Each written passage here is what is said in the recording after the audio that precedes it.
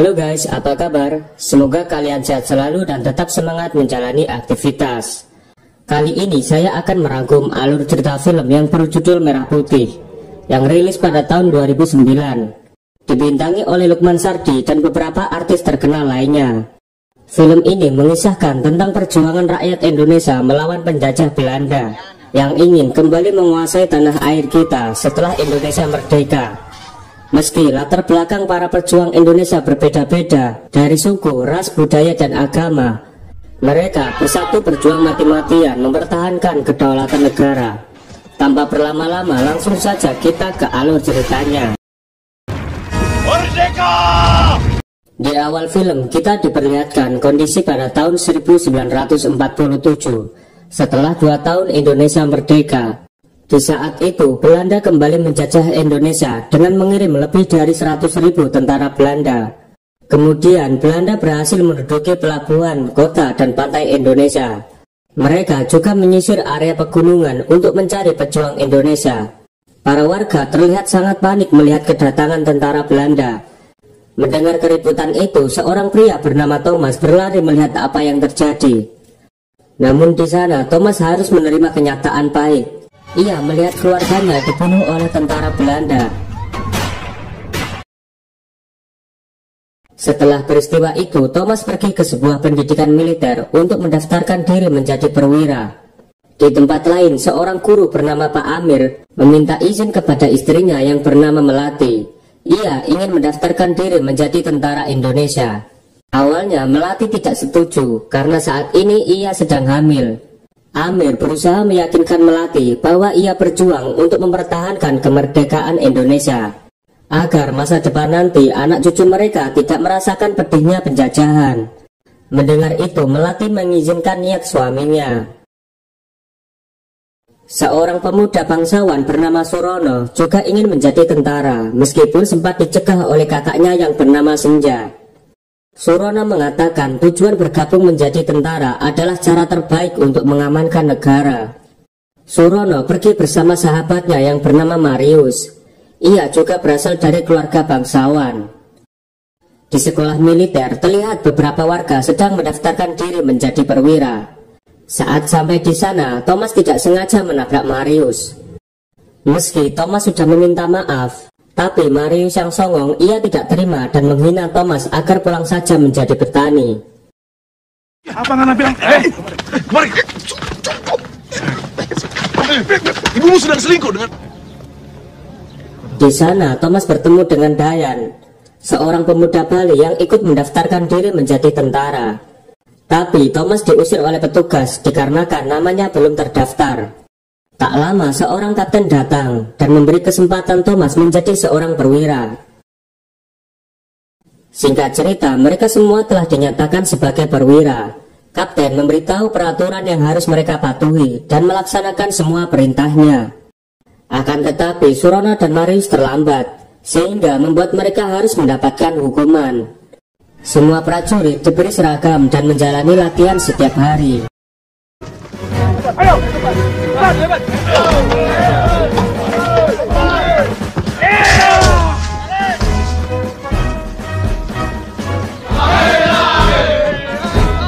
Marius yang dari awal tidak suka dengan Thomas, ia mengerjai Thomas dengan mengambil kalung salibnya.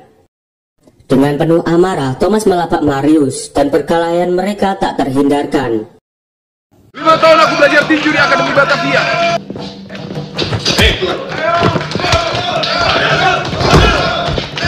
Kapten yang melihat itu langsung menghentikan pertengkaran mereka. Namun kapten malah memarahi Thomas dan Dayan. Thomas menjelaskan kalau Dayan tidak terlibat.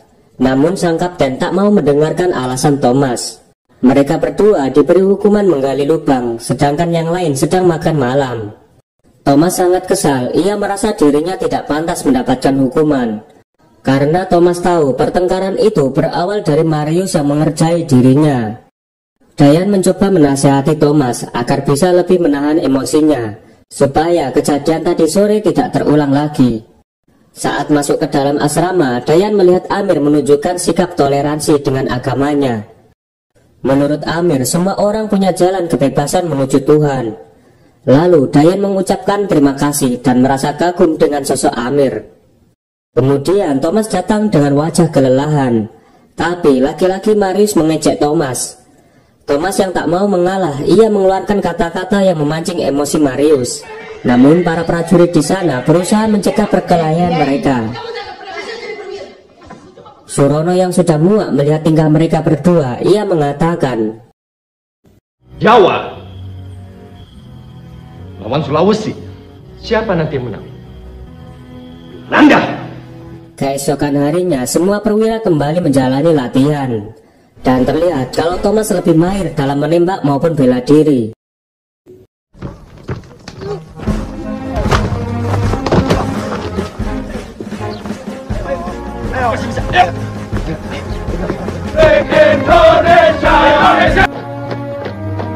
Di suatu hari semua perwira dikumpulkan untuk mengetahui siapa sebenarnya pemilik minuman. Tapi mereka semua tidak ada yang berani menjawab, karena minuman itu seharusnya hanya dimiliki oleh orang-orang kaya. Dan satu-satunya orang kaya di sana adalah Marius. Sang kapten mulai curiga kalau alkohol itu punya Marius. Justru Thomas dengan berani mengakui minuman itu miliknya, agar Marius terbebas dari hukuman. Karena hal itu, kapten menjatuhi hukuman kepada Thomas dan Marius. Malam itu, Thomas mendapati kalau salibnya sudah berada di atas ranjang, dan tentu saja itu dari Marius. Di sana terlihat mereka menjalankan ibadah menurut agama yang mereka yakini. Suasana pun semakin akrab saat mereka saling menerima perbedaan dari suku, ras, budaya, dan agama.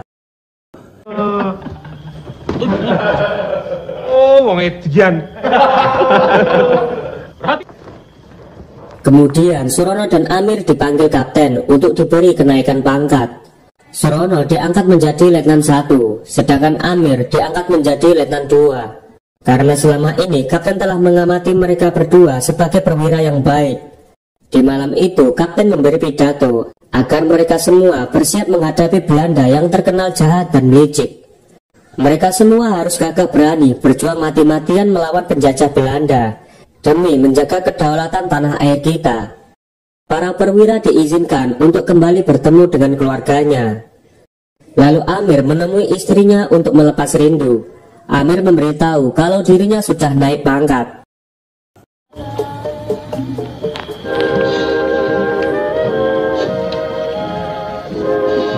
Sementara Thomas dan Dayan terlihat tidak berani mengajak para wanita untuk berdansa.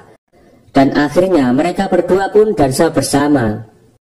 Tapi kesenangan mereka berakhir setelah Belanda meluncurkan serangan.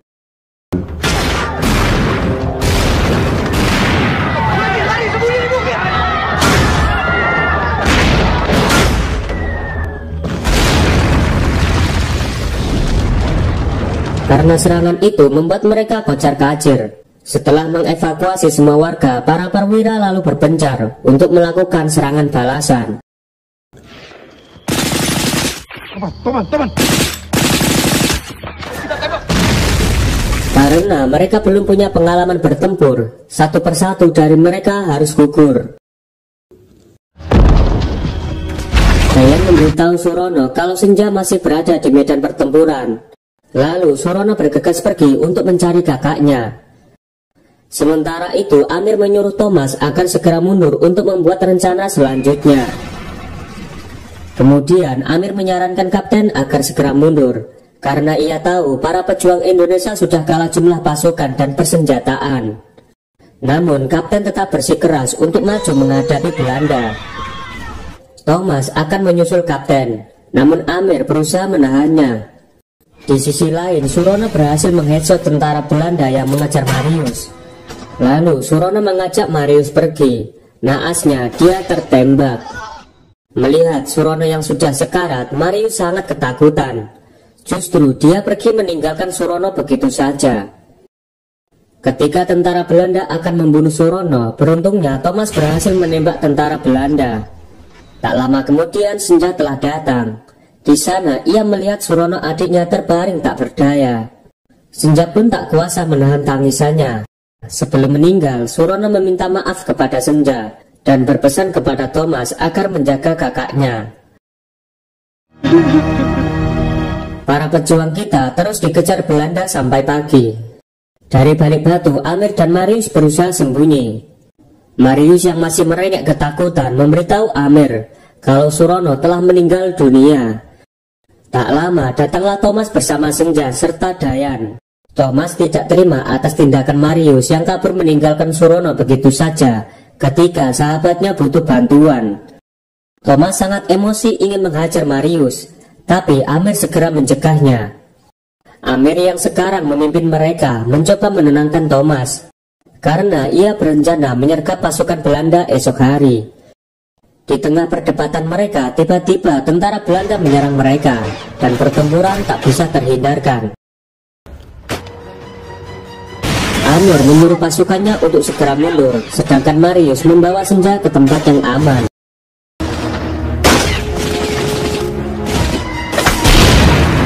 Di dalam hutan, Thomas melihat tentara Belanda menuju gudang persenjataan. Dengan cepat, Thomas menghabisi tentara Belanda dan menyusup ke tempat Belanda menyimpan senjata.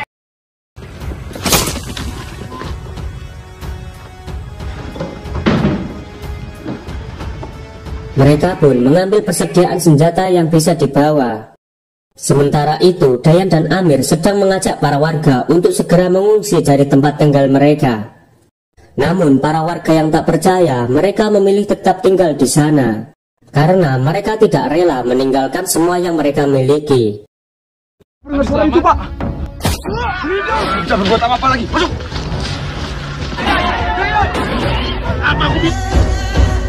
Dan benar saja, tentara Belanda datang ke desa untuk mencari keberadaan pejuang Indonesia. Pak Lurah mengatakan kalau dirinya sudah mengusir para pejuang dan tidak tahu kemana para pejuang pergi. Tentara Belanda yang kesal karena tidak mendapat jawaban, mereka pun membantai semua warga dan membakar rumah.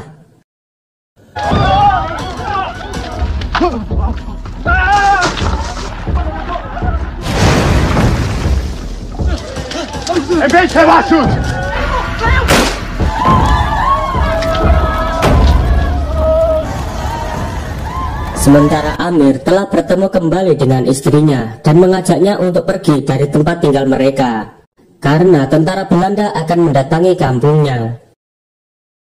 Amir bersama istrinya pergi ke hutan berkumpul dengan pasukannya. Malam itu mereka melepas lelah dan bermalam di dalam hutan. Saat Amir sedang berjaga, ia teringat masa lalunya saat putranya dihabisi pasukan Belanda. Sementara itu, Thomas kembali mengungkit kesalahan Marius yang meninggalkan Surono sendiri di medan pertempuran. Marius yang merasa bersalah, ia minta maaf dan mengakui dirinya ketakutan saat Surono tertembak.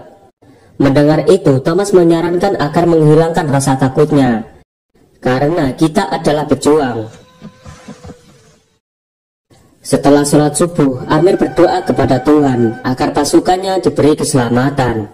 Kemudian Amir menyuruh Melati dan Senjap untuk pergi ke Lamongan Lor, dan sementara waktu tinggal bersama ibunya. Sedangkan Amir dan pasukannya berniat kembali ke desa sebelumnya, agar bisa melacak posisi musuh serta mengetahui strategi mereka.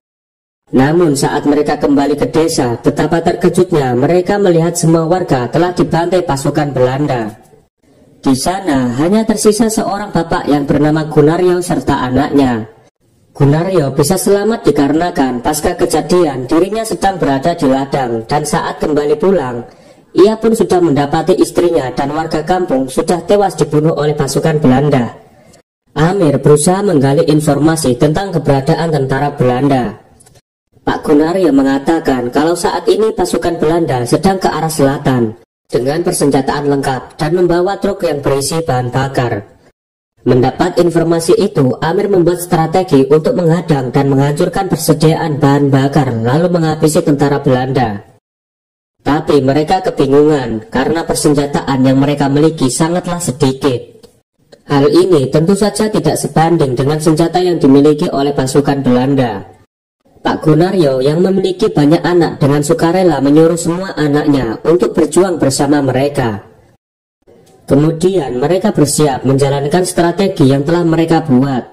Amir memerintahkan Dayan bertugas mengintai kedatangan Belanda dari atas pohon. Sedangkan Thomas dan Marius bertugas memasang senjata kaliber 50 dan menggali lubang untuk membuat pertahanan dengan dibantu anak-anak dari Pak Gunaryo. Setelah selesai, mereka semua bersiap di posisinya masing-masing menunggu kedatangan Belanda. Setelah menunggu cukup lama, akhirnya Dayan melihat pasukan Belanda dari kejauhan. Thomas yang menyamar menjadi seorang pengembala kambing bertugas menghadang kendaraan yang melintas. Ketika pasukan Belanda lengah, Thomas berhasil memasang bom di truk tangki bahan bakar. Dan inilah aksi pejuang Indonesia.